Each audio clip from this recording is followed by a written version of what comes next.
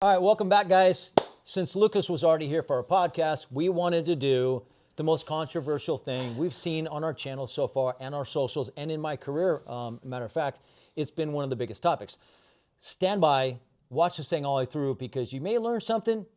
We may piss you off because you only know what you know. If you haven't shot the red dots extensively, not tried it out the range one day, if you don't have the extensive experience with red dot to actually make that call, and you haven't carried it on duty or even been through competitions with it or been battle tested or something to have some frame of mind, then just be open-minded. Hear us out, right? Okay, so again, if you haven't watched the podcast, this is Lucas Jabu, prior Marine, former Marine, sorry. I know Still you guys Marine. There's no such thing as former. Yeah, he's a Marine, right? Purple Heart veteran, solid guy, been an RSO, adjunct instructor with us over here at Fit2Fire as a company.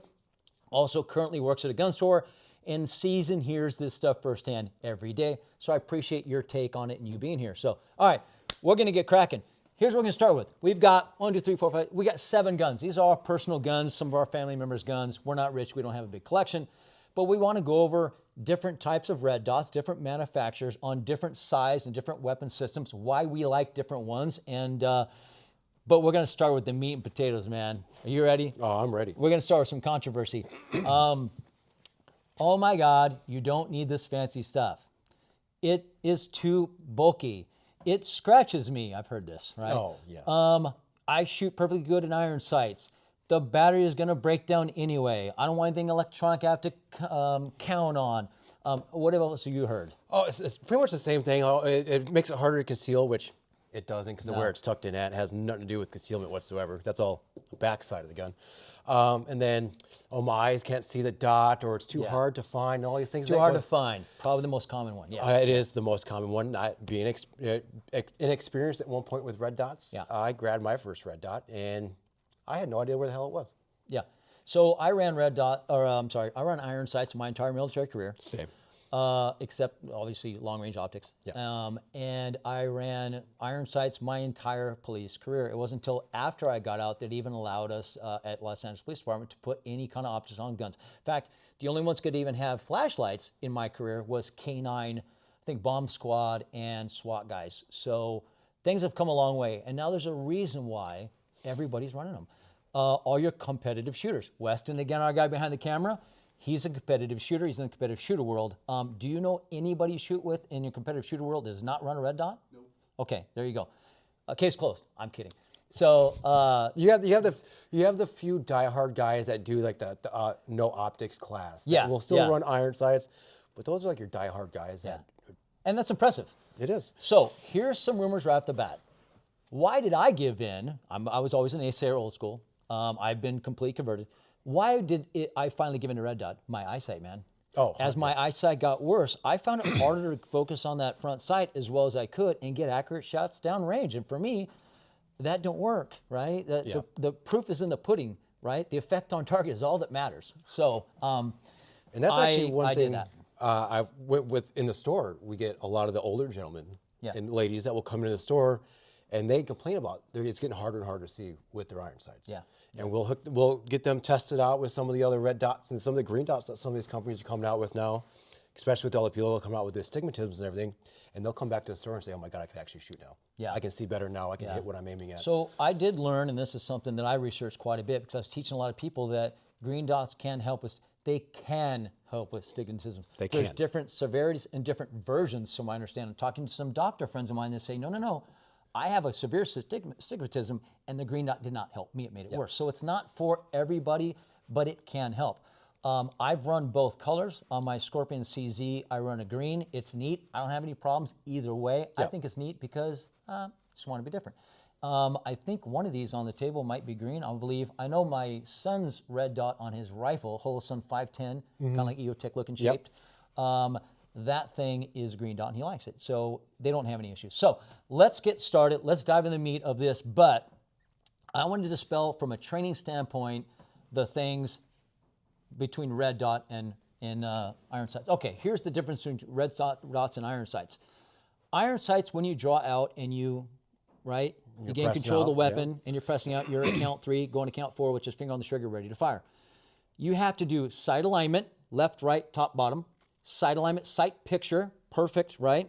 Then you have to focus on the front sight, then you need your breath control, then your trigger squeeze, and the shot breaks, and then you get an effect on target eventually, right?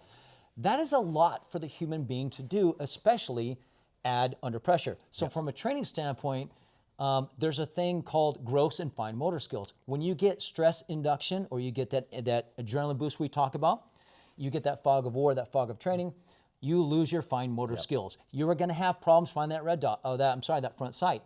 All these people say, well, all I need in combat is iron sights. If you don't have any experience managing that stress and dealing with losing those fine motor skills and a tremendous amount of training, you are never going to see that front sight. I promise you. It's not going to happen. Your brain can't even process it. You being in law enforcement for how many years you were in there for, I'm sure you've with all the shootings and all the guys you've known that have been in officer-involved shootings, 90-some% of them don't ever recall seeing their sights. Yeah. Nearly all of them. The last one that I got in was pretty nasty. I fired 7 rounds out of 8, 7 in the tube, 1 in the chamber on my 45. I did not recall the front sight on the first round, and then when I get on a target, I did bear down on it, I remember. But that is years and years of being a firearms instructor and training in thousands of rounds, and the basic people that we have on our show, it's just, that's not them. So it's not realistic, guys. And we want to realistically teach you how to be a warrior and defend yourself and your family. And I can't lie to you and tell you that you're going to do it with iron sights without a ton of training and knowing how to manage that realistic stress level. So in saying that, that's the first thing that I wanted to dispel. Now, a red dot, here's how it differs. The red dot, you don't have to do any of that. You just have to do red dot fire. You just have to acquire the red dot. But here's the major differences a lot of people don't talk about. I had a friend last night, I was at his house. He just put red dots on because I told him, he's like, what's your thoughts on them? I said, 100% mandatory. Yeah, oh yeah, all of mine do. And he went out and bought it for him and his wife. Now, there's some models I would have gotten. He had huge risers on his. They're a cheaper model, and he knows it. But your sight over bore is a problem, so it's different. So because your iron sights are almost in line with the bore, right, the bore line, it is much easier to grab that thing and get on those sights, and they're already kind of level. With a red dot, it is higher over the line of the bore, so you have sight over bore. So you're actually kind of doing this, right? Which means you invariably have to dip that thing to find the red dot, and that's the problem people are running into. That's normal. So one, the difference is on a conventional iron sights, kind of wish we had a gun with iron sights here, but when you look at it, you're supposed to focus on the front sight to be accurate, not the target, not the rear sight, the front sight. With a red dot, it is not true. Red dot, you're to focus on the target. You superimpose the red dot over where you want it to hit, and it will strike where the red dot is accordingly. Now, why is that better in a combat scenario? It avoids tunnel vision. Because if I'm too busy trying to get on that front sight, how hard is it to find out if he dropped the weapon? Can you still shoot the guy when you drop the weapon? Nope. No, sir, you cannot. Or what the weapon is. Target ID is a big thing. What's firearms ID. rule number 4, right? Yeah. Beware of your target and what is beyond. Pause ID in the military terms, right? So you may see something you think is a weapon, you come out and he finally clears it and it's got that orange tip airsoft gun. Is it a shoot scenario? Maybe, maybe not, but you're gonna have some problems. So that's an inherent issue with that. So you have a better view of the target and you have less tunnel vision. You're more aware, you're more of additional threats, additional problems. If the target's moving, is he crouching? Is he firing back? Is he reloading? A plethora of issues with that. So it's also easier to shoot with both eyes open with the red dot than his iron sights, because now we're not hyper-focusing on that right. Yes, so that's what the gentleman was talking about. He was talking about his wife being left eye dominant, right eye dominant. And you do this, you do that. We learn all these things, right? I go, you know what the best way to find out if somebody's left or right eye dominant? It's easier. Put a rifle in their hand. Yeah, see what if they're left eye dominant, they cannot for the life of them find that sight. Put it on their left shoulder and they find it immediately. They are left eye dominant, period. Okay, so having said that, he was teaching her to just close I don't care if you're left eye dominant, just work with me, close your right eye and focus on that red dot. Red dots are designed to shoot both eyes open. What are the most genetically fastest combat shooters in the world? Ambidextrous, or people who can shoot with both eyes open. The only thing I was ever blessed with, never talent, always hard work, I'm an ambidextrous shooter. I do everything left and right, and I've always shot my entire career, everything with both eyes open. Except if I'm trying to cut out light, excessive sun, I will close that eye to take it out of the equation, or obviously in a long-range rifle situation. Of course, I can focus a little bit more on that eyesight. So, having said that, those are some major differences you guys have to take into account and understand. So, lastly, well, from a training standpoint, people teach, and I see a lot of instructors, come to my 8-hour red dot transition course and pay me $300, $400, $500, $600. I'm sorry, people in my industry, letting the cat out of the bag, you are robbing people. Oh, 100%. You are money grabbing. I'll tell you why. I can teach, and I'm not special, it's just a different approach. I can teach you to transition in the red dot, 15, 20 minutes, 30 minutes, and another maybe 20 minutes to 30 rounds and drawing out for some muscle memory, and then you strengthen it on your own. Here's the difference. I teach it in terms of constants and variables. These guys want to start from the draw, transition to red dot. Okay, if I've already been drawing for XYZ, for me, my entire adult life, military, police career, civilian career, security career, firearms instructor career, there's nothing wrong with my presentation, right?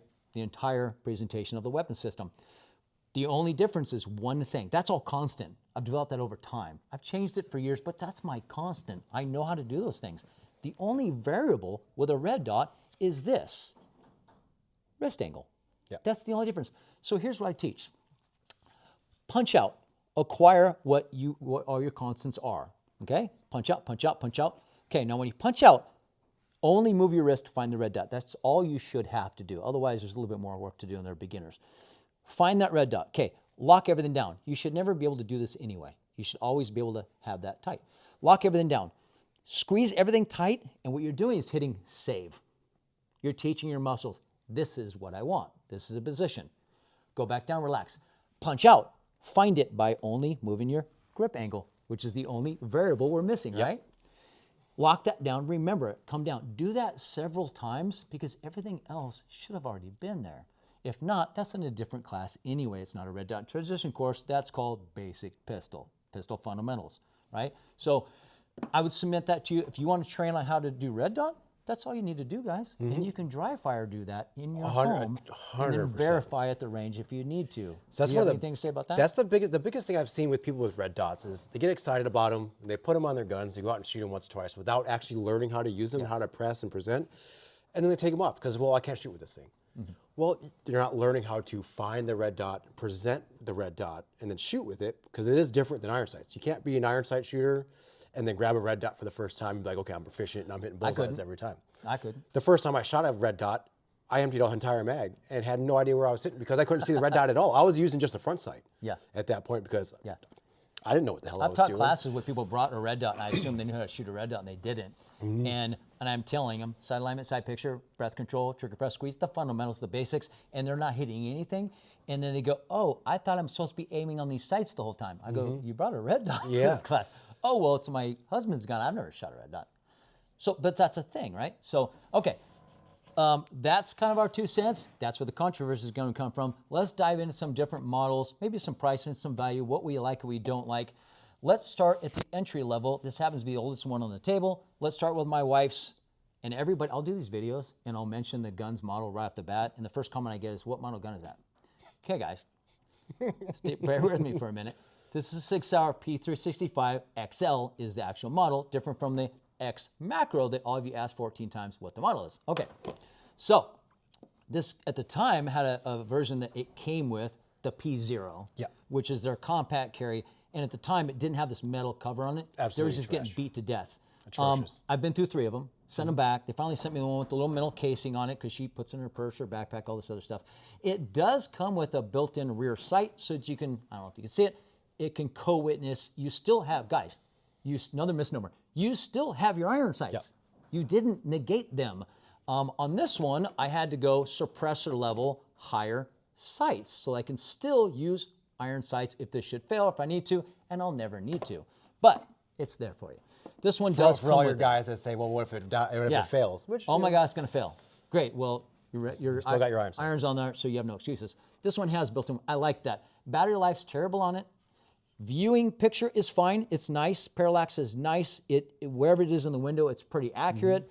Problem I have is the battery life, and if I have to change the battery, I have to remove the entire red dot. And when you put it back on, does there have plenty of wiggle room? Yes. Even though it's milled for this sight, Yes, so you're going to have to re-zero your weapon versus some other guns like, say, the Trijicon SRO, which I don't know if you can see it, but you can just remove this cap and change the battery. And when I zero this weapon, this is my baby, it will always be where I need it to be. I'm anal retentive on 0. I zero everything and 0, 0, 0, 0 until I can hit a gnat. I don't know if I have the ability, but the gun can hit a gnat, right? Yeah. So, not real happy with this. It was a little over between 100 and 200 bucks. Yeah, I can't they're remember. cheap. My Canic, the Mete SFT has show a us that similar one. It is a 6-hour, same one. It's like the next generation from what your wife has on hers. Also has the built-in rear sight. The iron sights that are on the gun are still high enough to use. But same thing, you got to take it off. And every time it's, got to go out and reconfirm 0. Luckily, with the plate on this, I haven't had to worry about having to re-zero it. But we always go out and confirm just in case. But yeah, battery life is lacking. What's the price on that thing? Roughly, This one, I think I paid like $260 for. Okay, so it's mid-level. It's mid-level cost. Yeah, it's not too bad. Let's go on to the next one. I'll start it off, and then I want your thoughts on it. This is my son's. I'm going to flip it this way. All these guns are safe and clear, obviously. We both visually inspected and physically inspected chambers. Okay.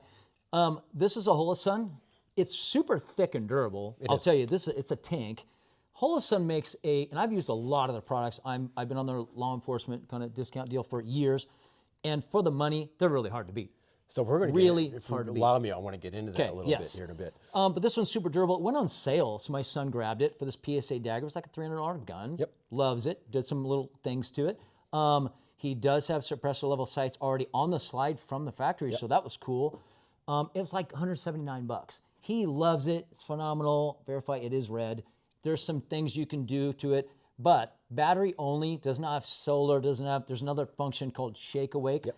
Trijicon, I love them to death. We're going to get into that, but they're full-time on all the time. Yep. They just mastered battery usage, and that battery will last still with it full-time on for years. Holosun has some solar versions that will last for like 50,000 hours. I'll let him dive into. So Holosun, for the money across the board, middle value, I would highly recommend it. Oh, I actually, for most of my pistols, besides the Canic SFT, I run Holosun on almost everything. My Mete Prime, it's got the Holosun, it's got the EPS carry on there, awesome. My SIG P211, the GTO, has that same. So that's the new 2011 from SIG, this phenomenal weapon system. I wish you had it here. We'll have to do a show on some 2011s. We will, yeah, we can do that. But I have that same, the 507C on that, and it's just a green dot. And yeah, you say, oh, it's a $2,700 pistol. Why do you have a $400 or $300 sight on it? Because it works. It works great. Yeah, and personal preference too. Like the windows are different. They're obviously, the viewing's different. Yeah. The profile's different. The battery accessibility is different. Options are different, shake awake versus full-time on. There's things that people have, and I always say mission set. Yes. Well, what are you going to carry it for? This is my range queen. It sits up on a shelf, and I go to the range, and I wipe it down with a diaper, so to speak. And this is a beautiful gun. So it has a very expensive, very high-profile Trijicon SRO. Yeah. But I can see everything. It runs phenomenal. A ton of Weston competitive shooters run the SRO, right? I actually plan Huge window, putting one on my 211 because of how big the window is on them. That's a good plan. Bigger sometimes always better. So what I want you to talk about is, I'll introduce it because this actually was my sight that I bought for my wife's gun to swap out that P0 that they phased them out. It's not an overall good red dot. I don't recommend it. It does have solar power. I'll let you talk to it. But look at the low profile that thing has. That thing's so low. So your sight over a bore, that adjustment and all that stuff you have is very minimal on this. Mm-hmm. I dig how this gun is set up. That, I would probably run that sight on this gun, even though I'm a Trijicon fanatic, and they have done a lot of help with me, provided 2 sights for me for my demo guns. Thank you so much to those guys. But I probably would run that sight on there because look how good it is as a profile, and it is what's called an EPS. It's an enclosed sight. So you have a window on the back, window in the front, and that laser's protected. It's gonna be a lot more durable, probably better suited for really harsh environments and people EDC-wise throw their gun all over the place and all that belly lint and everything that's coming out of there. Yeah. I don't know about that. I'm kidding. So I want your opinion on it because you put it on, you bought it for me, and you've been running it. What do you think? So I got that from you right after I bought this pistol, and I mean I probably have like 3,000 rounds to that so far. I haven't changed the battery on it once, and I got that from you, like 4 months ago? Yeah. So and I carry it every day. This is my daily carry. Like I said, I haven't had to change the battery on it once, and I usually have it around like the mid to higher settings, especially because I'm inside the store all the time or inside daylight and stuff like that. 0 is impeccable. I haven't had to adjust it once. It stays on. Nice. When you're outside and it's sunny out, the solar will take over, so it runs off the solar. It will automatically change the brightness settings for how bright it is outside. See, I like that too. So and it does have the shake awake. And you don't know when you're going to get a gun. Hold on, let me adjust my red. Yeah, exactly. And the cool thing about this, with the shake awake and everything, you can change your reticles on this thing. Yeah. So explain that. that's something that and not just Holston does anymore, but they're kind of the ones that really pioneered that whole, and they're still leading it because now you can buy some Holstones that have 5 or 6 different reticles in them. Yeah, the 507 comps like that. Yes. Okay, so what options do you have? So this for one reticle? has a 2 MOA dot, a 32 MOA circle, and you can run them individually from each other, or you can run them together. Okay, so for the layman, we'll get into those MOA on these different dots because we already said we could do a 6-hour podcast on this, but for the layman, it's a flat out dot, which I like because you can get minute, and it doesn't cover a lot of the target, so you can see minute things you want to hit, like, a shotgun shell at 30 yards or something goofy like that. Which we and do then sometimes. what's the other? I'll let you finish. What's the other option? And then the other option is it's a 32 MOA. So we can get into the whole MOA and the size of that. So you got your little dot, and then it has a whole circle that goes around that dot. It has like little crosshairs on that circle itself. And you can run those individually from each other. So or circle only? Circle only with crosshairs, or that which is just an open circle, or you can run just the dot by itself. Okay. Or you can run them combined together. That's how I run. So I ran a Holston 510C on my rifle forever before I switched to the EOTech, and I ran it circle and dot. Yep. Because I like the circle to kind of know, and not to get into ballistics, but the circle represents, the dot represents perfect, right on the money, and the where you place the circles are different distances, i.e. 200 yards is that bottom of the circle, et cetera. EOTech's really good for putting that together for the U.S. military, but some people just like it.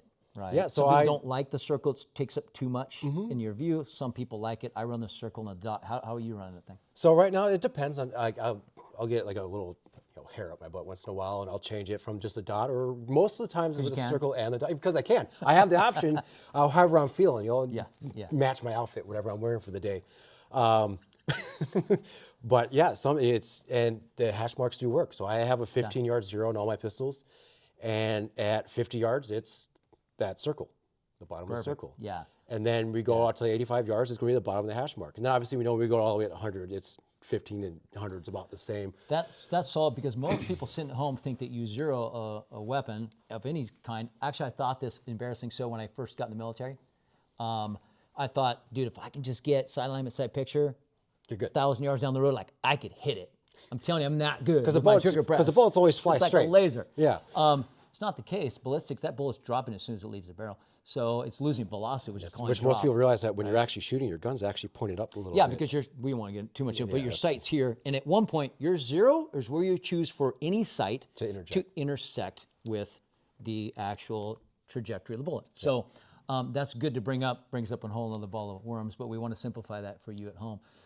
All right, we had a battery change, but real quick. All right, let's dive into Trijicon. So I used to be a competitive shooter, and I had an affiliation with Trijicon, and I was with them for a long time, so I trusted them.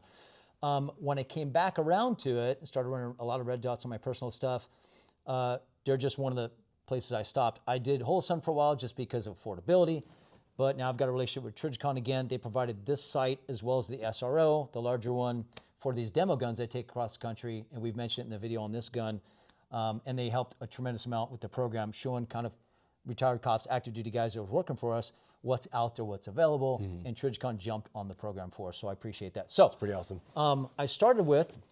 Went back to the old Trijicon RMR. Now it's called RMR 2, but the RMR, they patented this design and everything. Really good sight of a bore, right? Sinks in really tight, very low profile, very concealable, still with a good window. They're so reliable, they're so durable, and they're accurate. And we won't get into great detail, we'll talk about parallax. So at what position is that dot in the window? Does the dot need to be centered? A lot of shooters ask me that. It does not. Just see the red dot. It could be upper left, lower right, whatever. Now, thing called parallax, meaning if it gets to the outskirts, the extreme outskirts of the viewable window on the different size sights, how accurate does it maintain? That's your parallax issues. I've seen a lot of videos show of you on how to maintain that accuracy, which ones are really good. Holosun did well, but they're a value sight. Once it got to the outsides, it was inaccurate. Trijicon does excellent with that. And you said Holosun's EPS sight actually was one of the best ones on the market for that parallax, right? That accuracy? Yeah, parallax and then the color change. That's yeah, a and the whole color other change. Things. And we won't dive into that. But for the layman, know that if you point that red dot generally somewhere in that window, it's going to hit that target. Every site out there pretty much is going to. They're all really good now. Okay, so I chose the RMR, and I've loved it. Maintains accuracy, reliability, durability. I did carry this gun quite a bit, but it got kind of big. Now they came out with the RMRCC, stands for compact carry. It's exactly the same, smaller footprint for the smaller size gun, a little bit smaller window. It actually is taller because it's not wider. And for me, it's familiar. So I really like that. I like to stay consistent with consistent training. Can I shoot every red dot on the table and grab it and shoot pretty good? Yes, but mentally, I want to make sure that I'm consistent in my training and my weapons and my parts. So, and then I went with Trijicon, obviously, the SRO. If you can see over my head, that window is massive. Can you see that, Weston, pretty good? Okay. Larger viewable area, and I wanted to see through it really, really well. I'm not really concealing this. This is my range queen, competitive gun if I wanted to get back into it, and it wasn't that important for me. So this is not all of them out there. I did run the Vortex Defender on my little gun for a little while. I liked it. I ended up selling it. I had an issue with battery life. I think it was because it was the first run. What I did like is the front of it had some really cool serrations. It did.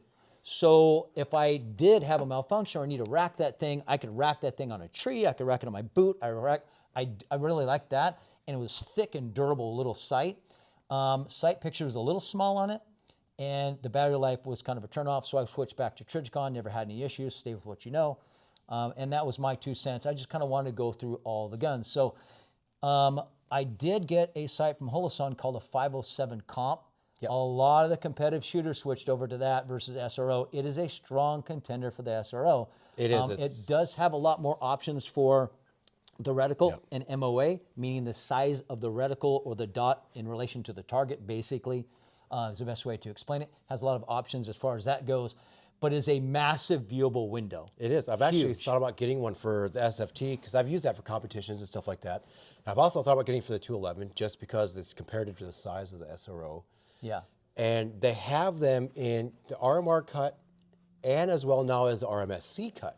Yeah. So now you can get them for this big window with all these options. And you can switch backs with multiple sights for the same cut on the top of your weapon. Yes. What he's talking about is if this weapon is not cut, can't receive that optic that you like, and there's a few common ones out there and a few that are not so common. I still don't know why they choose to do that. Every manufacturer has their own cut. Yeah, and some of them are consistent, like a lot of the Holosuns will work with an RMR cut, etc. So make sure it works with that cut. If not, there are adapter plates. On a 2011, you're almost always going to have to run an adapter plate because they cut it pretty general. So that's part of the thing to think about. And some of these adapter plates in itself, like this and the one on my Prodigy, they were like $100-something for the plate just to get that dot. And if you don't know, you buy a gun, you buy the dot, you go home to screw it on. It doesn't work that way. Do your homework. Call us. Let us know what sight you're interested in, what gun you're interested in. We'll tell you if you need an adapter, what you're going to need, and how, because it can be a letdown going home all excited to put it together and you don't have the right parts. Or you try to make it work and people are like, what are you doing? I've had that happen first time when I first started getting into them. Okay, so that's what we're trying to do, man. We're trying to cut this learning curve for people. Save them time and effort of stuff, dumb shit that we've already done. So, in my opinion, I don't think you could go wrong on that gun with an SRO or that one. Now, Trijicon does have another new offering that I really kind of want to test on that. I was really on the fence. Is called the RMR HD. Yes, I've actually seen that. So it's kind of between both. It has everything that Trijicon has to offer, but it does have a big viewing window in a square version that people are used to, and not the big round SRO. Also, it fits a lot more holsters. It does. So one of the issues I had going with this combination of a Staccato or any 2011 with the X300U Surefire and the SRO was Safariland decided all the cool holsters I wanted, they were never going to make it for that configuration, that gun. That's why I have straight black. I wanted the Tiger Stripe black and green. I was I want to be cool. And then for my tan gear, I wanted to get the same version in tan and everything else multicam. And they just don't make it for this configuration. Which is crazy because 2011s and the amount of people that run the X300 and the SRO that's actually like one of the main optics. That's the main combo period as far as what most people are running on their 2011s. Yeah, I mean, and that's another podcast. You can get a lot of people say, you got to run a Surefire X300. Why? It's expensive, it's sexy, and that's what all the operators run. Okay, but it depends on your mission set. Yep. One of the problems I had with this gun is getting it out of a holster. It's so round and bulky. It wasn't as easy for me, and I wanted some more weight for recoil reduction on the end of the barrel of this gun, and I really liked this Holosun PID. It's heavier, it's metal, it's durable. Also battery issues. Yep. You burn through batteries in Surefire, this thing plugs in and it recharges. And you got to take the whole thing up to change the batteries. Yeah, so we don't want to dive into that, but just something we mentioned. Anyway, we get off on a tangent. Listen, in closing, because we want to keep this a fairly short video for you to get it out there, thanks for watching everything we do. If you want to train with us, if you're in the Central Texas area or you can make the drive of the flight, get a hold of us, and we're happy to do a red dot transition course, defensive pistol course, home defense, or whatever you may desire. But if you got anything else, no, sir, we appreciate it. Let us know.